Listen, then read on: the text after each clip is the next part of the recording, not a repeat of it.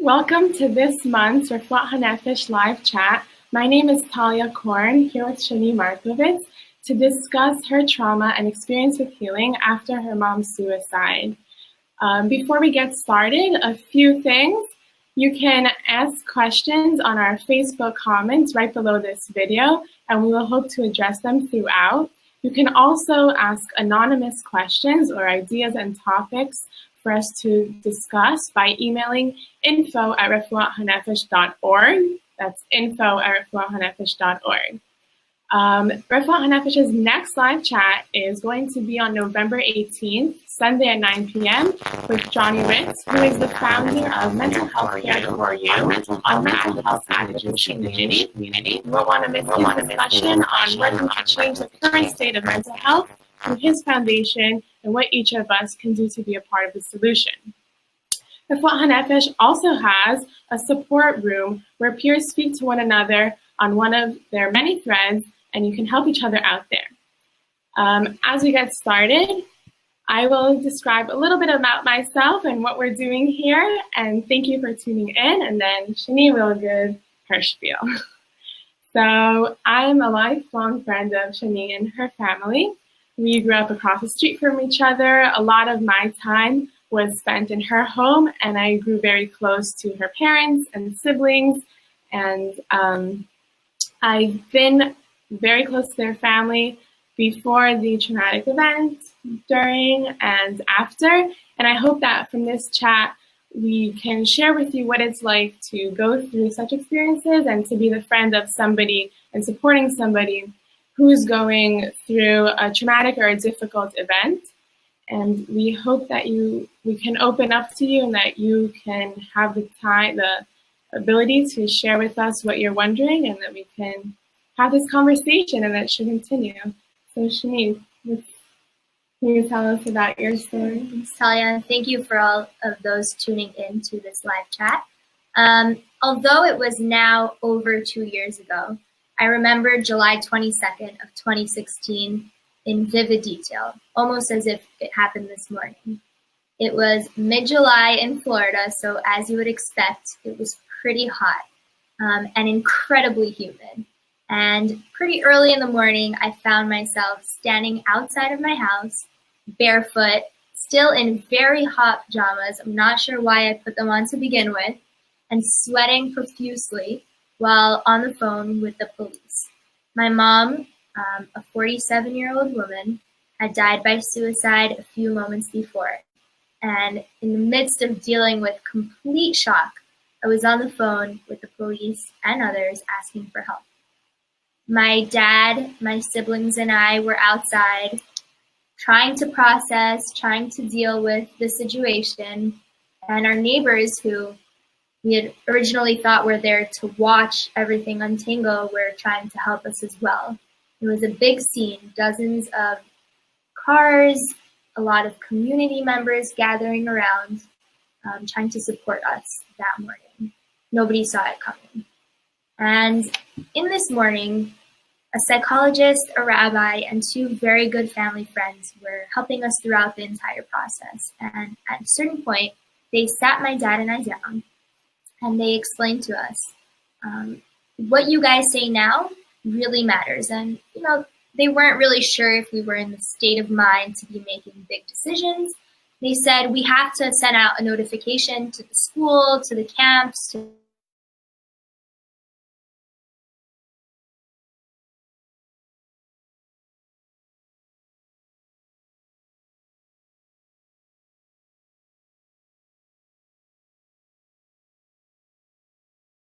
them, tried to talk us out of it and said, for now, why don't we just say it was a sudden death? Or even one person said, why not say it was a heart attack? If you say it was a suicide, that's something you really can't take back later. And honestly, now, 2 years later, when I walk into a room and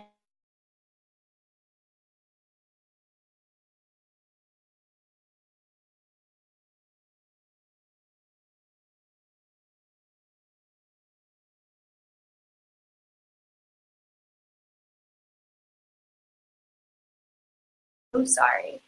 Now when that happens, I think back to that moment and I really understand how appealing it is, how appealing the silence is, how I can totally get why people are gravitated to saying, yes, let's say it was a sudden death, and thinking that that will make them appear normal or just like other people.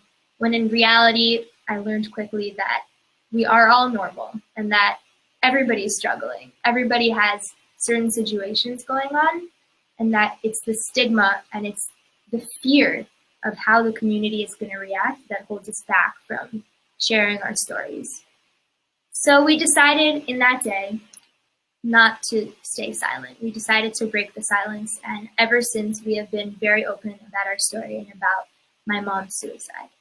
And yeah, so during the Shiva, I was very surprised.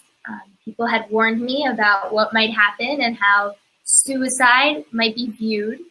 Friends of my mom who were also completely surprised were worried, and everybody was just hoping that things would go well. And the truth is that in the Shiva, there were people whispering all over. Hundreds of people came every day, and I would walk around and I heard whispers. But it wasn't the whispers that I was warned about. Instead, people were whispering to me. People were coming up to me and my dad and my siblings and saying, I can't tell you what happened, but I can tell you my story is very similar. Or I have a sibling who died this way. Or I'm struggling. And it was very surprising for me, who had grown up not aware at all of how deep stigmatized our communities have become and how many people were going through mental health and mental illness struggles in the community. It was completely shocking to me to see so many people open up.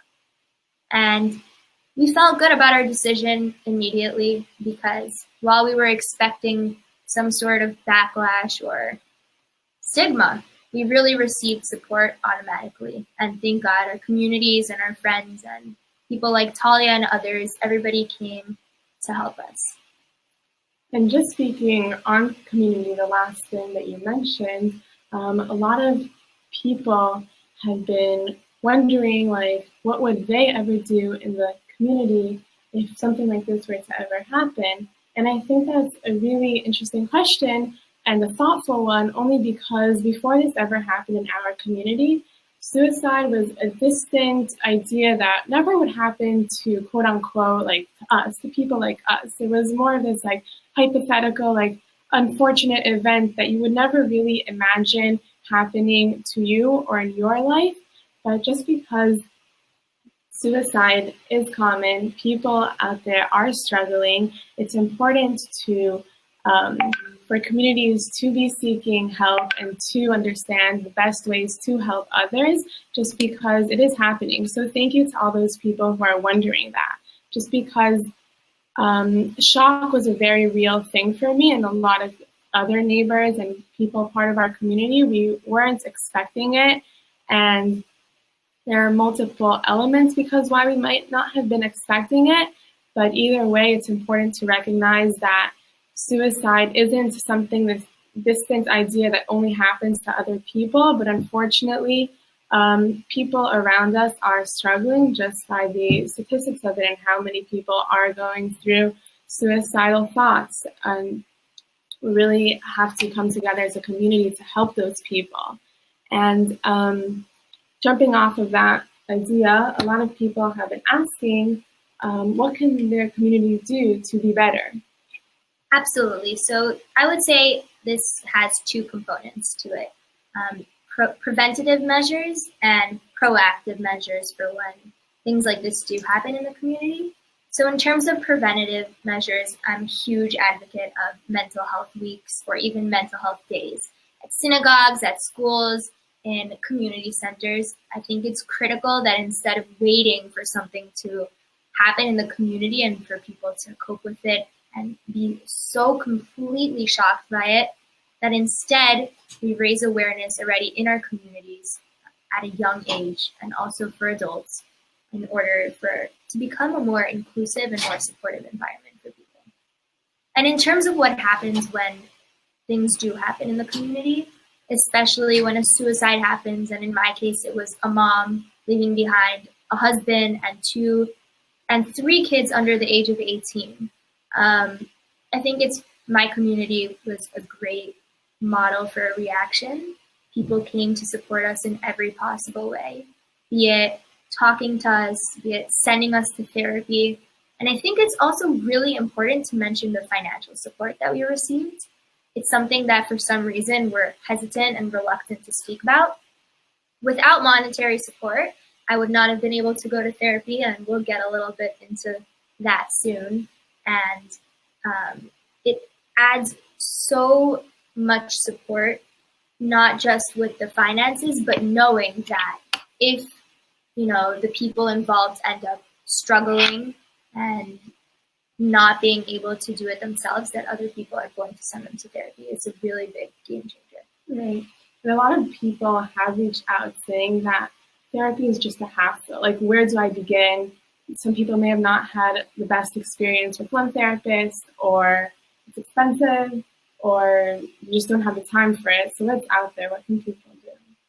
So for people our age in college, it's something that you might not know about is that many universities offer free counseling. And that's not just in college. Some communities do that type of support as well, but it is worthwhile mentioning. Another thing worth mentioning in terms of, talking about therapy as a hassle is, look at my mom, right? People encouraged her to go to therapy, and my parents agreed, money's a problem, time's a problem, etc. But looking back, there isn't an amount of money you wouldn't have spent. There isn't a minute you wouldn't have spent, trying to make someone A, feel better, and B, maybe even save their life. Right. And another important point that you had mentioned is that therapy really should be taken seriously. You would go back and spend as much money as necessary. And just how we take care of our physical health, we would do the same with our mental health. So understanding the importance of it.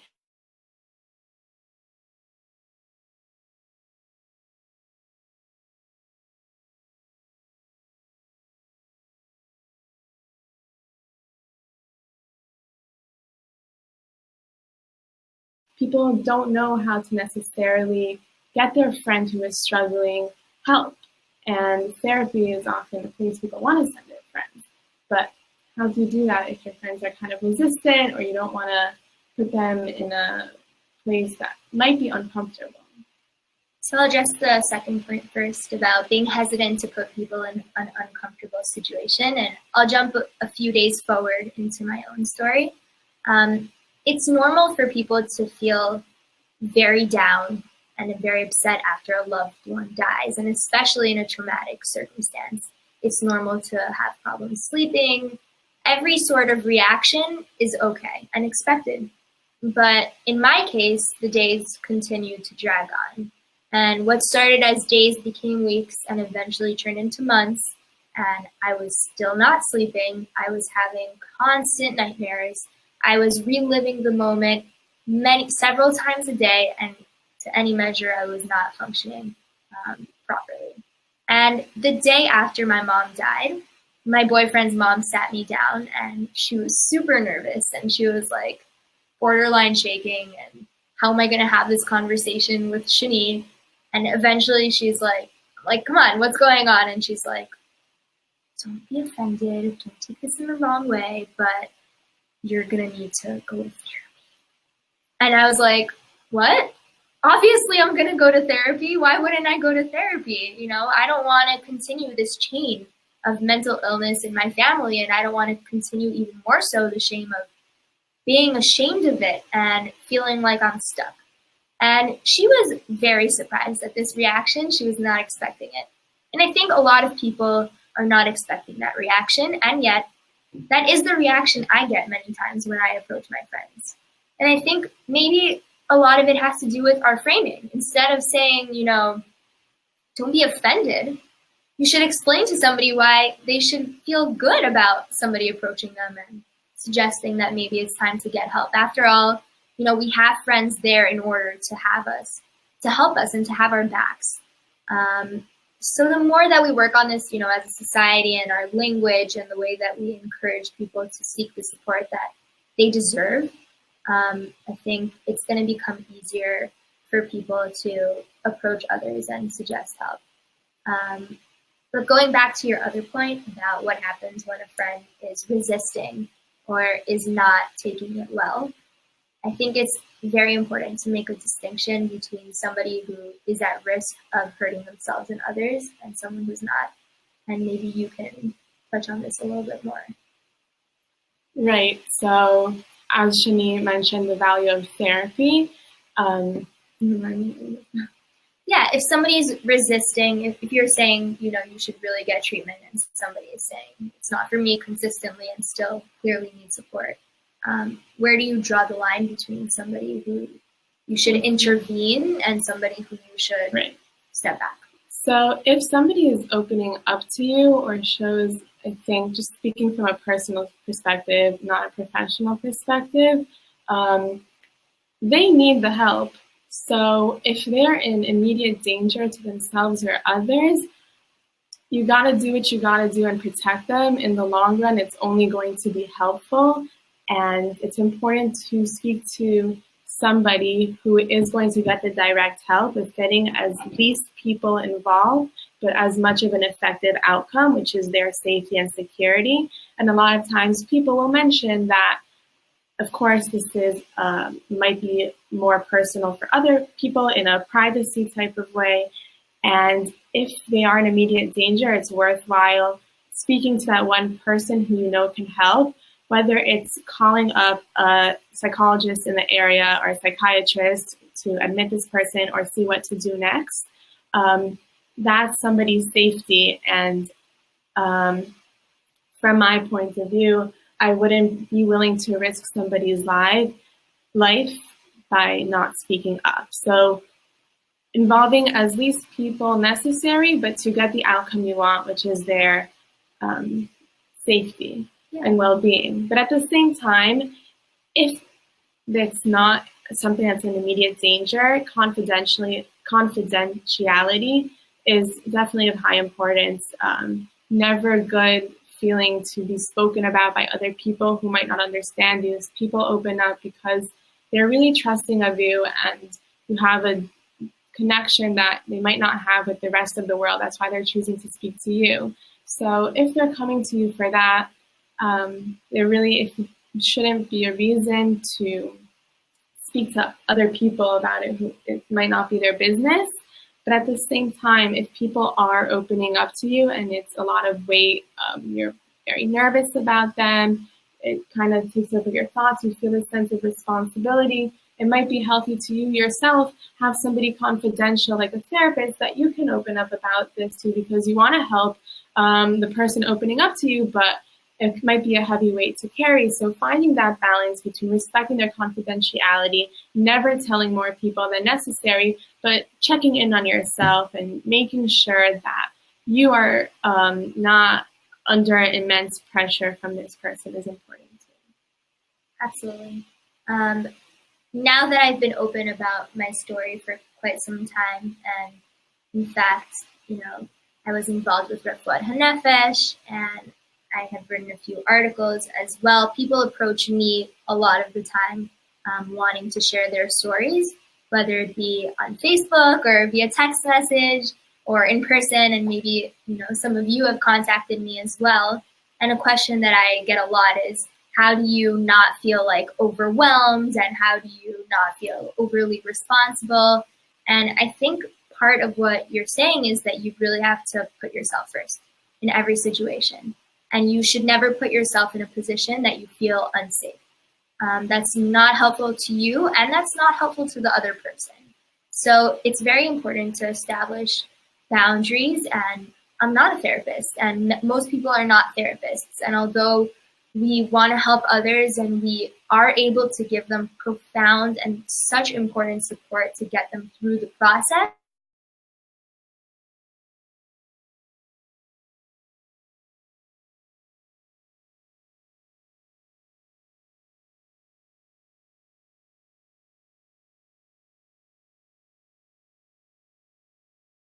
are opening up or are struggling, and you sense that there might be something that they're not sharing, and you think that there's a possibility that they're thinking of ending their life or of suicide, how do you go about that? So that's a really important question, and one that both of us have received. I think it's really important to state outright that by asking somebody, are you going to kill yourself? Are you going to try to kill yourself? Are you going to hurt yourself? You're not implanting thoughts in their head. That's a huge misconception that prevents people from asking very important questions. If you have a doubt that this is the case, and a few times I've had somebody come over just to chat, just having a bad day, and I'm like, I know this person and something seems a little off. I always ask outright, are you thinking of hurting yourself? Are you thinking of hurting others? And every time I've had to ask it personally, I have received the affirmative, and then I was able to help those people reach the proper resource and the proper point person to be in contact with. This question is very important because oftentimes, due to the stigma that we have in our community and due to the shame that people feel, they will not come and ask you outright. But if you feel like you are capable of, getting them to the next step, I think it's a very important question to ask. Right. I'm just looking at any new questions that we've been getting from our viewers. Just a reminder that we're talking about Shanee's experience through trauma and support and healing after her mother's suicide. So just a reminder that you can send in questions through emailing info@refuat.hanefesh.org or by commenting on the Facebook video, and we will hope to address them. We do have a few messages that people have asked previously. One of them we may have addressed already, from Eitan Naaman, our Refuat Hanefesh board member. He was wondering what messages you give to someone who may be a candidate to support someone with mental illness, but is unsure if giving support is necessary, or is unsure how to do so, or even approach their friend or family member without saying or doing the wrong thing. I think you mentioned this. I think we've addressed it, but I think this is something that Talia can definitely speak to, as Talia was, again, for those of you who are joining in with us throughout the entire experience, my family and I, of losing my mom. So what I will say, and then we'll hand it over to Talia, is that you should always ask. You always say, is this what you want me to be doing? Is this what you don't? Am I crossing any lines? It's about helping the other person. At the end of the day, it's not about ourselves feeling good about whatever we're doing. So, right. Talia, do you have anything to add to that? Yeah, so something I noticed is that, like most people, I haven't had much experience with things like this in the past. So I wasn't really sure how to help Shanee, and I wanted to be doing something that was actually helpful and useful, not just making myself feel like productive. So I would straightforward ask, and that felt like weird, like maybe I thought it would be putting like an extra burden on her to have to consider what I should do. But a lot of times I would do things, and if it's not the right thing, then it's important to bring attention to it, because the other person is definitely thinking about it, and then I might just be ignoring it and being nervous about it. So being straightforward and asking is definitely, I think, helpful. And then secondary to that, or not even secondary, but side by side, is listening thoroughly, not just with the things that they're saying, but understanding why they're telling you this, what kinds of things they want out of telling you this, and really listening entirely to what they're saying, their tone, and what message you want to bring across to you. And that helps you better understand their needs and your place. So just to shift topics a little bit, a question that I received this weekend while I was in St. Louis, so thank you, St. Louis, for all your questions, is how did I decide to open up more more than just to my community. And this takes me back to one of the early months in my healing process. And it was close to this time of year. It was National Suicide Prevention Day. And at that point, I had been updating my circles on Facebook. I had decided to go to Israel to seminary despite having lost my mother a month prior. And I was updating people and trying to send like some inspirational messages and all that. And I wrote a big Facebook post on National Suicide Prevention Day. And I was very surprised to see that it received a lot of response, and people were liking it, sharing it, messaging me, and opening up a really big conversation. And shortly afterwards, I was contacted by the forward. Someone had seen it in the forward and said, we want to make a feature article out of this. That article went viral. I'm not sure that going into it, that was my expectation. It really was not. And yet within, seconds of clicking the button, publish, I received so many messages that it turned into thousands of messages. And I realized I have a responsibility here, and it extends beyond the community. And my responsibility is that I felt like maybe if somebody had been talking to my mom, it would have ended differently. And so I decided I would talk, but that it extended way beyond my community. And shortly afterwards, Ariel Mintz, who's the founder and president of Refuat Hanefesh, contacted me as well. And he wanted some support in this new project, Refuat Hanefesh, that he was working on. And eventually, I had the privilege of being the founding vice president, and Talia was on the board as well. And since then, my activism has kind of just evolved into what it is now. It wasn't something that I saw moving forward. That I saw happening from the beginning. But you realize pretty quickly that it's something that the community really, really needs. And don't forget that the cookbook is available on Amazon. You can search up Sharon's Kitchen, Shanee by Shanee Markovits. And so I published a cookbook 2 months ago. It's really great. Personal stories and pictures and yummy recipes, delicious food. I can almost smell her mom's kitchen reading the book. Yeah, and the reason that I, decided to publish this book was because outside of my role of mental health activist, I'm also a person, and I'm also going through my own healing process. And aside from intensive therapy and constantly working on my mental health, I also wanted to remember my mom in a positive way as part of my healing process. And I encourage those of you who are going through struggles to find your creativity and something that you feel like you're really good at.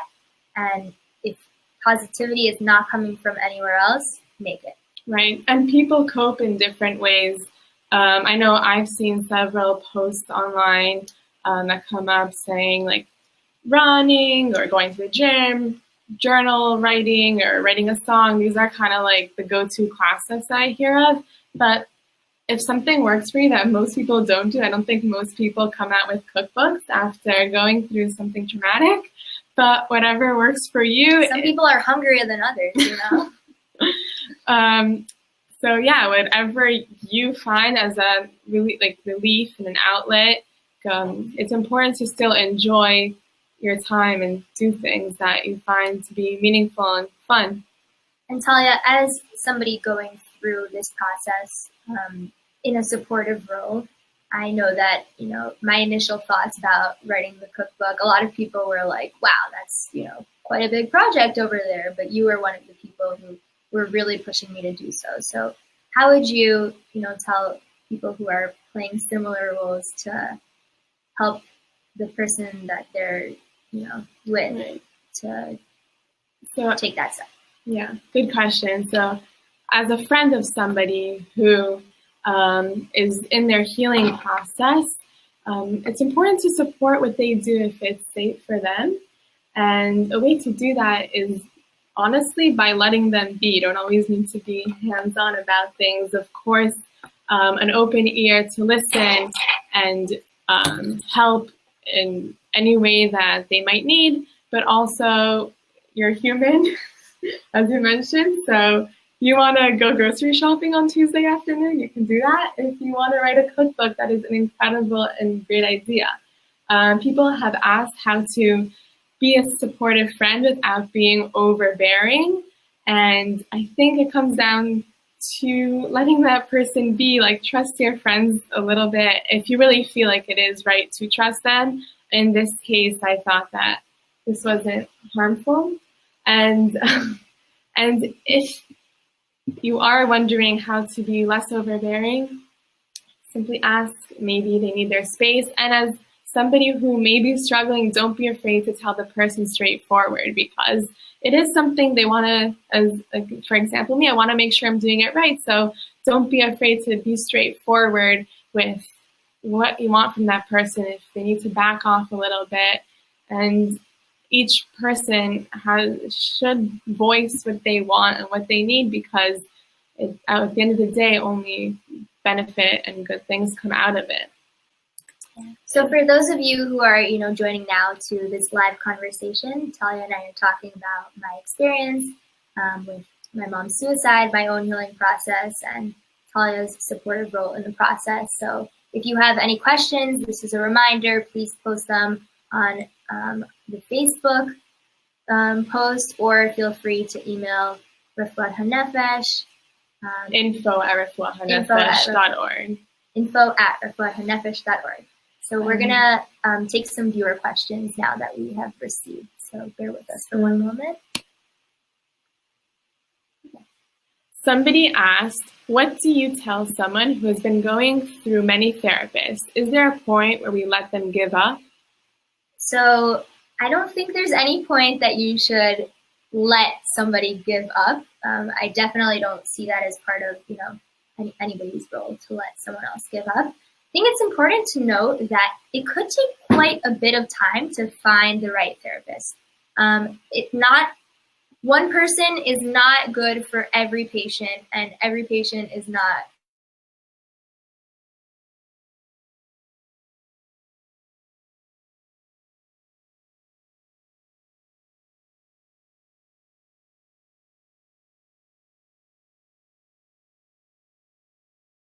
there's a problem with the therapist, or if there's a problem with your friend maybe not being open or wanting to receive therapy, and to take it from there and see what can be done. Right. And there's different ways of treatment. Some people respond to therapy sessions, whether it might be talk therapy or a type of CBT, cognitive behavioral therapy, various other types of therapies too. And some people respond better to medications or a combination of both. So see what's out there. If you're in a big city like New York or Philadelphia, there's often research clinics trying to find new treatments from everything from bipolar disorder to depression or OCD. And these clinics often have innovative treatment programs that may be beneficial to you. So it's worthwhile calling in, checking it out. A lot of times they are free of charge and offer compensation because it's research, but their innovative studies might be what you need. So like Shanee said, trying out several therapists might be the way to go. Not everyone's going to be the best fit in every situation. But moving on to another question that we've received is... Also, by the way, for those of you who are asking how to contact us, my email is shaneemarkovits@gmail.com, and my name is written on this chat for you to see. Sure. This one. Okay, somebody asked, Shanee, you seem to be doing better than I would expect from someone who has been through what you have been through.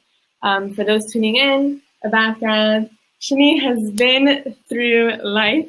She is a college student, has had a lot of successes and a lot of accomplishments. She's grown a lot. And her mom also, she lost her mom from suicide in July of 2016. And she has dealt with trauma and has gone to therapy and several forms of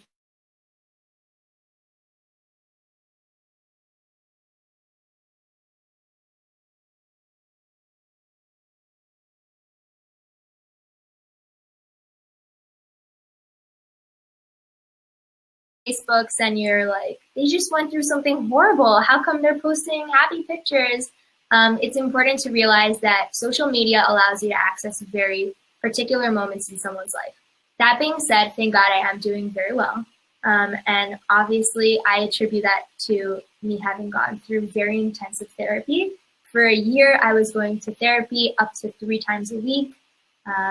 For those of you who have heard or haven't heard of EMDR, eye movement reprocessing, and I'm forgetting the last EMDR one. EMDR, desensitizing.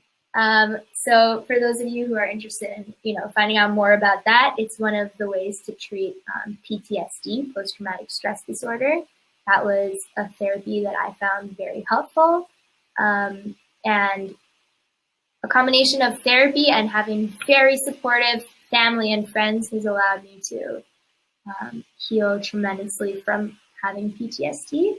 And I took about a year off of therapy last year, and I was doing very well, and I'm still doing very well, and I recently decided to go back to do even better. So for those of you who are joining now, something that I mentioned previously is that it's very important for you to believe in yourself.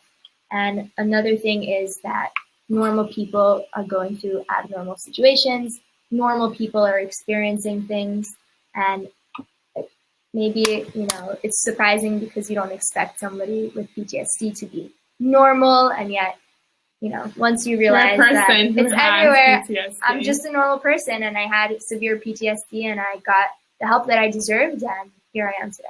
Right, and I think I can add to that, if you don't mind, people with different things, and healing isn't always linear. There are hard times, and there are great times, and there are okay times, but I think that's also true for everyday life, like beyond having like an official diagnosis. It's important to take the time you need for whatever it is when it's a challenging time in your life. Self-care, once a week, once a day, as needed. That's just about making sure that overall you can contribute to the things you want to fulfill in your life and continue being a productive and fulfilled, happy person.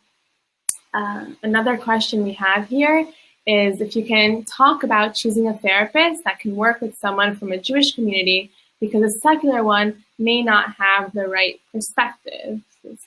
So I think another thing that's important to mention is that people need different things depending on who they are. For some people, it's extremely important to have somebody who is in the Jewish community and who can understand the culture and just the way that the community works. And that's very, very normal and a totally okay thing to want.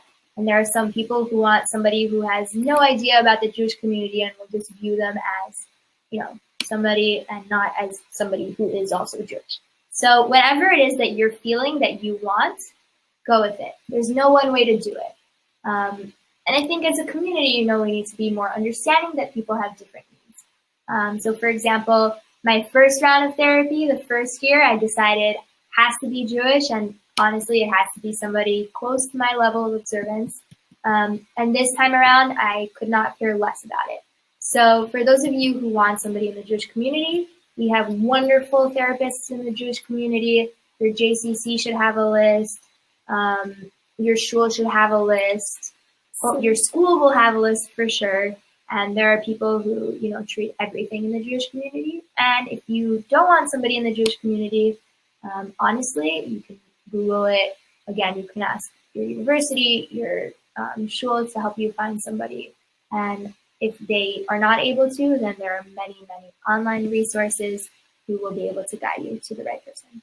And I also think that being a therapist is a profession for therapists, and their religion and your religion might not necessarily clash during sessions, as in if they're doing their job, they might be able to understand where you're coming from with them having their own different beliefs. I don't know how much their personal life should intervene with your own practices and beliefs, But at the same time, if you do feel like somebody might be more understanding for that, I know that Psychology Today is a good resource for, in general, finding therapists.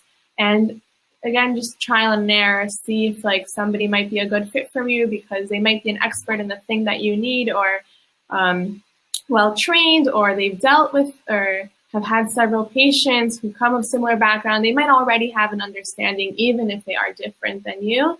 And it might be worth a shot if they are, in fact, skilled therapists and psychologists. In addition to Psych Today, just general resources of where to find therapists of any sort that you're looking for. So Psychology Today is really cool. Lets you filter like by insurance that you might need and location. ZocDoc, ZocDoc.com. This is not sponsored. I think they're helpful for finding dentists who x-ray people and psychologists. For some reason, people don't assume that, a website where doctors are is where you would find psychologists. And I think that's part of, the stigma that we view mental health through. But psychologists are people who are helping you heal, and therefore they are on the same website as doctors. Fun fact. Right. Okay. So just trying to get to people's questions right now. We have had people ask if your mom had a history of mental illness before this happened, and if you expected this. So I think the vast majority of suicides involve mental illness. So yes, my mom did have a history of mental illness. She was not going through a treatment process or a healing process, and only my very immediate family was aware that she was struggling.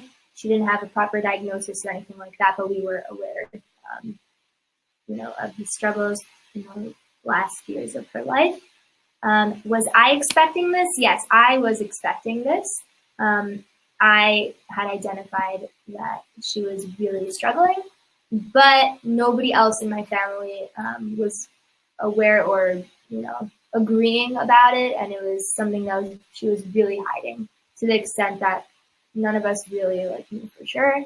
And I was the only one that strongly suspected it, which happens when somebody is not sharing.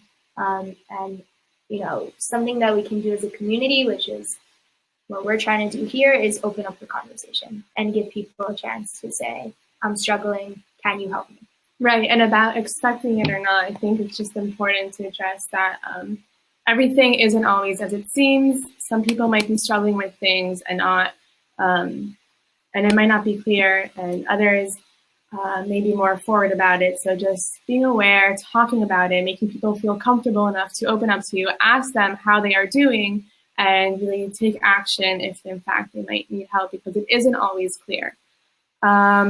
We're running on time and short on time, so just going through the questions. Somebody asked if you finally found a therapist outside of your school that is expensive and is a good fit but you can't afford, are there organizations to help you pay for the therapy?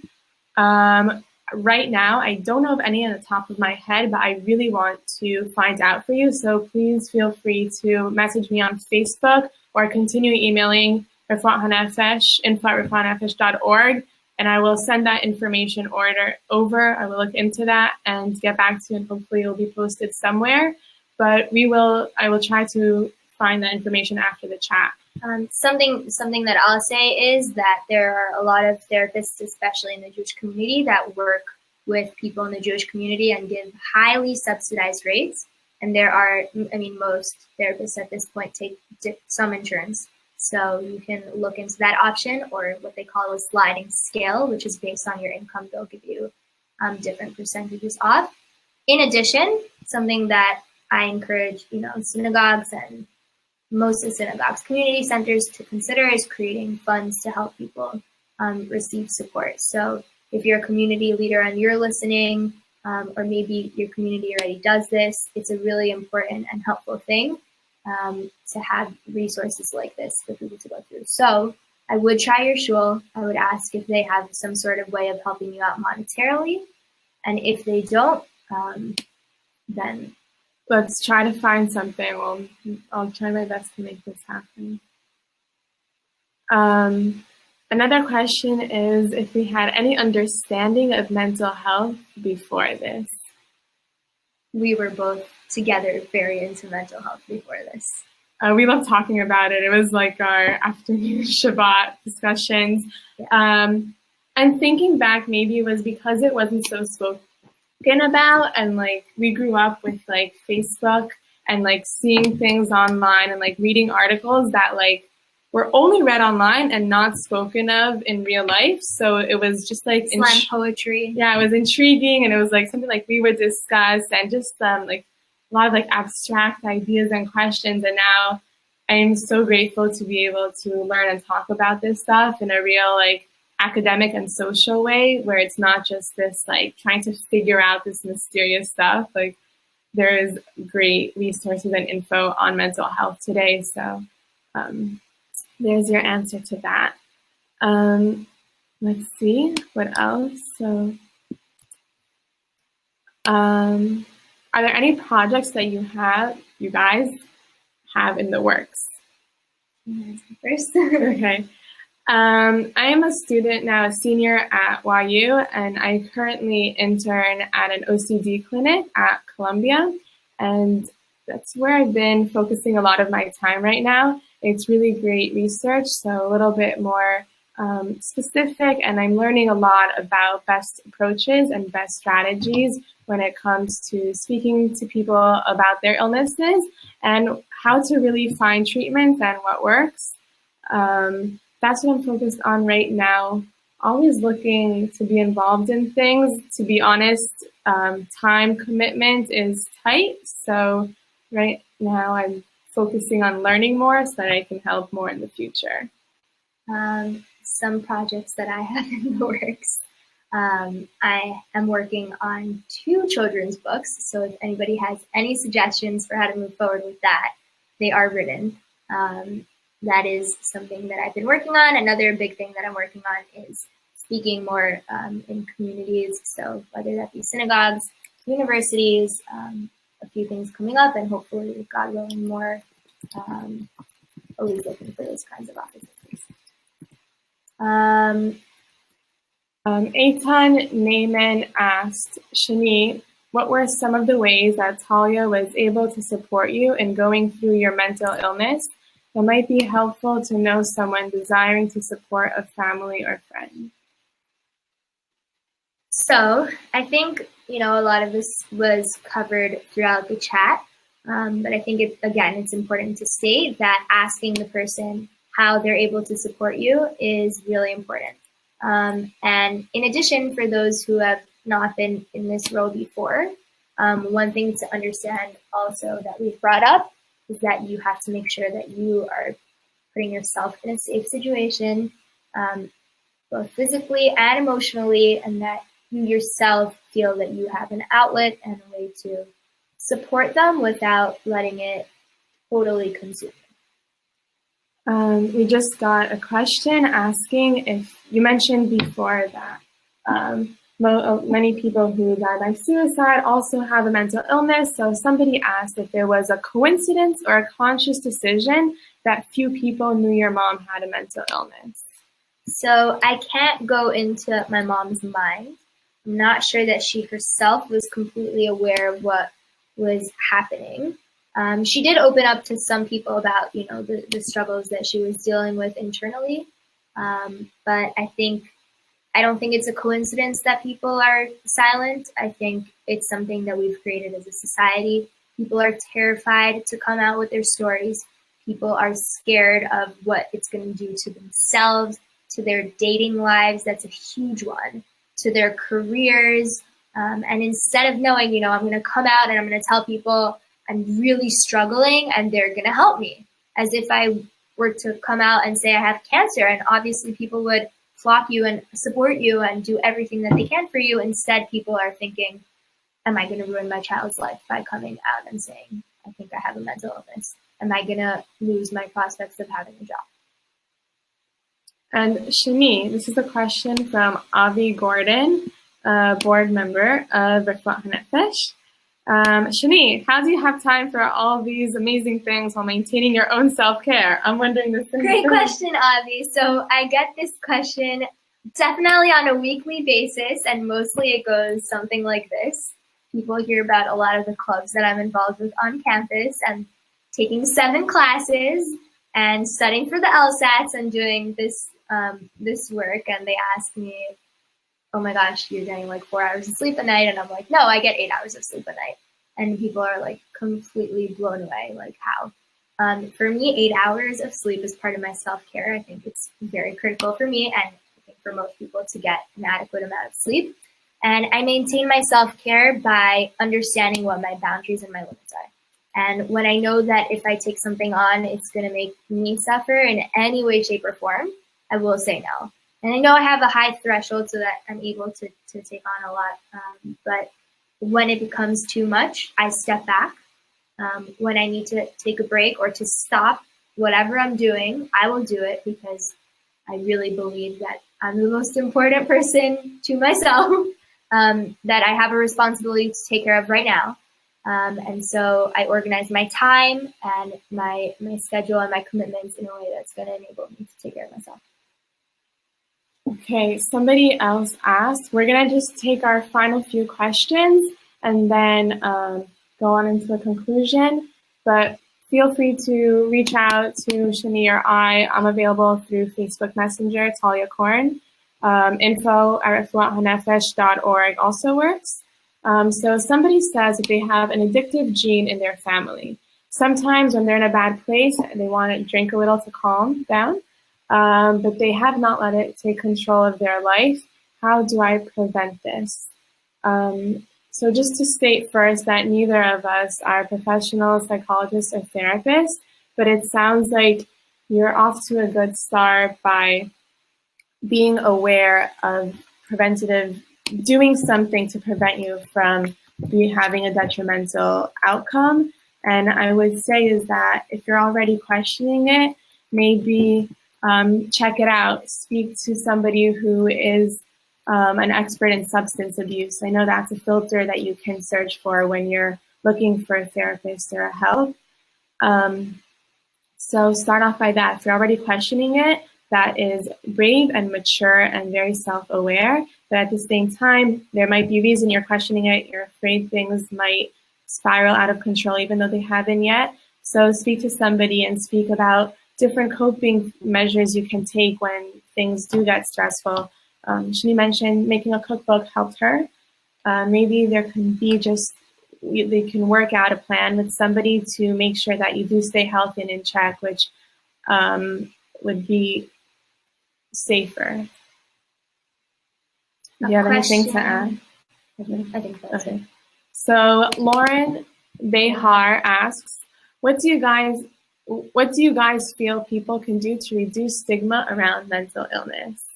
So I think everybody has their own role to play. So community leaders, I think, really need to consider what they can do on a large scale in the community to improve awareness, prevention, and reactiveness.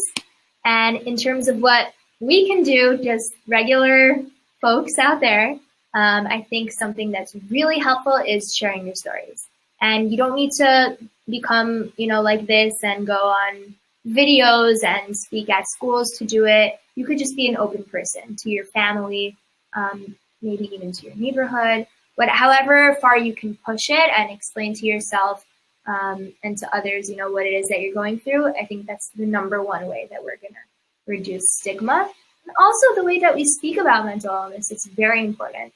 Understanding that, like any illness, mental illness is an illness and is treatable and sometimes even curable. That's a completely different way of viewing how, mental illness affects people. Right. And to add to that, I think that the stigma also revolves around mental health, meaning somebody asks, how are you? How are you holding up, doing? To somebody who might not have a diagnosis, might not necessarily have an illness, but overall our answer is usually just good. But in reality, we can get rid of that expectation of everything has to be fine all the time and say, like, some days are like better than others, even as somebody who might not have an illness and who's healthy. So that's part of mental health, addressing that, life has its ups and downs.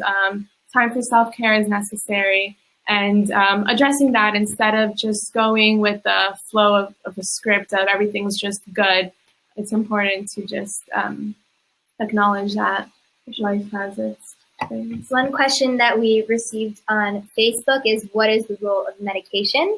And that is a really important question. A lot of the times, stereotypes of mental illness that we have to do with the way that TV shows it, which is somebody has to go completely impulsive and overreactive to everything, and finally they end up on medication. And I think it's important to note that if you have strep, you're going to go on antibiotics. And if you, God forbid, have cancer, you're going to go on medication. And for some people, medication is going to completely change their lives with mental illness. And it is going to enable them to, reach much deeper levels of healing. And it's important as a community for us to understand that medication has a very important role for a lot of people when it comes to dealing with many types of mental illness. Definitely. What you said is true. I'm just seeing here, I got another message. For those of you who are seeing this now, we're doing a live conversation on Refuat Hanefesh about my mom's suicide, my healing process, Talia's role as a supportive person in this process. And if you have any questions, please write it on the Facebook or info@refuathanefesh.org if you want it to be anonymous. All right, we're just looking at a few more questions that we have here. What do you think about online therapy for health? I'm a big advocate of in-person therapy when it's possible. I think it's really helpful when it's possible. When it's not possible, for a lot of people, online therapy works amazingly. I personally have not been through it enough to attest other than that. Yeah, I know of several support hotlines or text lines that have helped people, one of them being the crisis text line, which you can look up online for their exact number. But I've heard of a lot of people who have found success through online help and other people who prefer in-person attention. So it's really what works best for you. And if you're curious about it, if you think it might work, and you're at a place where you can afford the time to try it out, definitely it might be more accessible. And I know there's some research going on to figure out if that has the same outcome as in-person therapy. But I would say if it works for you, try it out, but don't be afraid of taking the measures you need to get the help you need, if that might mean in-person therapy. Back to the medication, another question has to do with self-medicating. Again, I'm not a psychologist or somebody trained in the profession, but it's important to be aware that you should not be self-medicating and that there are professionals who have been through extensive training in order to know how to medicate and how to see how that medication is reacting and how you're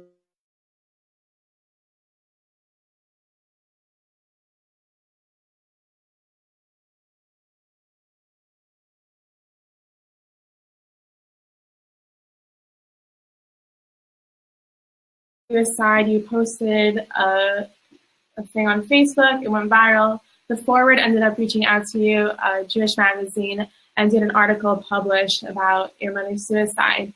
What was it like when you first published that article? So back to that little chunk of the story, I think it was very surprising to see how many people would respond to it. And a question that really came up in my mind a lot was, how come people are so scared to share with their family members and with their community members these deep struggles that they're going through, and yet they're comfortable opening up to me, a complete stranger oftentimes, somebody who has their information on Facebook now and knows exactly who they are, and it's like not anonymous in any way, shape, or form for the most part. And I think part of that has to do with the fact that I was the one that was talking, and that the more people we have talking, the more accessible this topic becomes, and the more people can choose to reach out to and to get support from. And for those of you who have messaged me, I appreciate, the trust, and it extends both ways. Yeah, definitely keeping the conversation going, I think, only leads to help and prevention and safety. So somebody else asked, so Shanee, you don't believe it is an obligation for those who lose someone to suicide to be straightforward? To speak out. So it's an interesting question because on the one hand, I'm constantly telling people, share your story, feel comfortable expressing it. And on the other hand, I mentioned a few times in articles that if, there are also legitimate reasons for certain people to not be able to. So the way that I feel about it is if you're able to share your story in any capacity, then you're responsible to. And if you're actually not able to, then of course you're not. I mean, everybody has limitations in what they can and cannot do. And if you yourself cannot personally share it, hopefully there's another way for you to contribute now or at some point in your life and add to the conversation or add to the support or maybe fund someone else's support. And that is all very important. Look at this one for a second. For those of you tuning in right now, we are talking about support, trauma, and we're taking questions on Facebook or through emailing info@refuat.org. We're going to answer another question now, and somebody is asking what do you think about a family being scared to send their child to therapy because it will ruin their older children's reputation and ability to find a partner, a shidduch in the religious community? How do we combat this stigma? This is a really important question that I get more often than people would expect, especially in the community that I find myself in right now.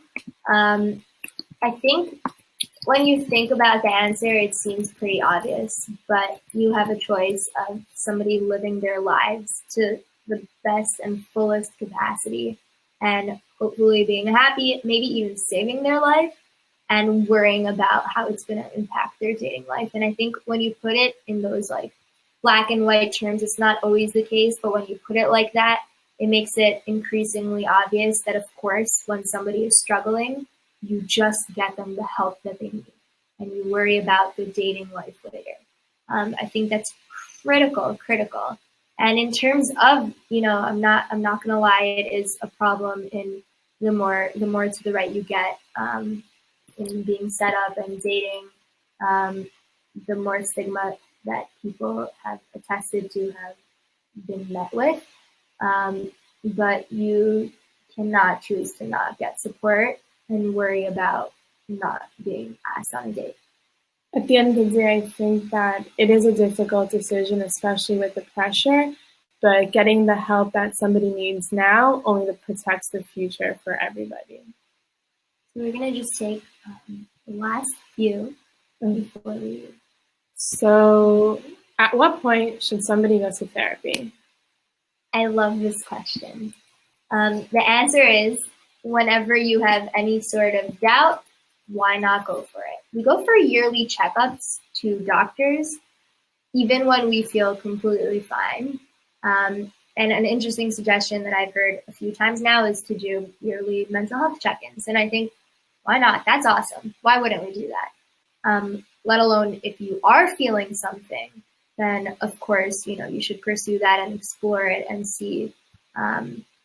It could be a totally simple thing and it could lead to something a lot worse, but for the most part, you need to do something in order to get better and to get out of specific situations. So whenever you feel like you want to go, go. And whenever you feel like somebody should go, encourage them to. Right. And if finances are an issue, somebody asked about before, we're going to try to post something later about that, but usually on Psychology Today or on ZocDoc.com, you're able to filter out and find somebody who might be willing to help you out with what you can do at the time. And for those of you going on ZocDoc and looking into different psychologists, sliding scale, that terminology, some people don't know, means that they are willing to work with different financial situations. There are a lot of therapists that want to help you and want to figure it out monetarily to make it work. Mm-hmm. And somebody else asked if we think that do you find any responsibility with community leaders who encourage those to cover up mental illness or family suicide? It depends on the specific situation. Again, for some people, we can't pretend that everything is butterflies and rainbows. For some people who are, putting themselves in an unsafe situation by being open about their story, that's one thing. But in general, it's something that our communities definitely need to work on and community leaders need to work on. I think encouraging people to cover up, definitely in the more modern communities, is something that happens a lot less frequently than it used to, which is amazing, but we still have a lot of work and a long way to go before we make that the norm. Yeah, and I think that covering up any kind of mental illness, of course, that's at the discretion of the individual going through the situation. But also when somebody does open up about hard times, it kind of unifies other people because nobody's really ever struggling alone, even if it may seem that way. There are tons and tons of other people who are struggling just right with you. So opening up really goes a long way, as Shanee has provided testified for. Any more questions, or should we wrap up? So again, you guys can feel free to contact us through Facebook, whatever it is. And for me personally, my name is on the screen right now. So it's shaneemarkovits@gmail.com. You should feel free to, if you want to share your story, if you want to ask me a question, I'm available always. We're both super appreciative to everybody that is listening now and later. And one final thought on my end to leave for you guys is something that I constantly wonder about, and is a question for the audience, is why are people in today's day and age so embarrassed and so afraid of getting the help that they deserve? And can it be because of our silence? And with that, we encourage you to think about that. Reach out to us, reach out to anybody who may be able to help you, and do something about it. We thank you for watching, and you can gain access to this video through Refuat Hanefesh's Facebook page. There will be a link there. Refuat Hanefesh will have another live chat with Johnny Ritz next November on the 18th. And it's showing up on the screen right now, 9 p.m. EST, Mental Health Advocacy in the Jewish Community. And don't forget to check out Refuat Hanefesh's support room, which is a Facebook group where peers can speak to each other and support each other and provide empowerment or the discussion for support. And thank you all so much, and we hope that you gain something out of this, and have a good night.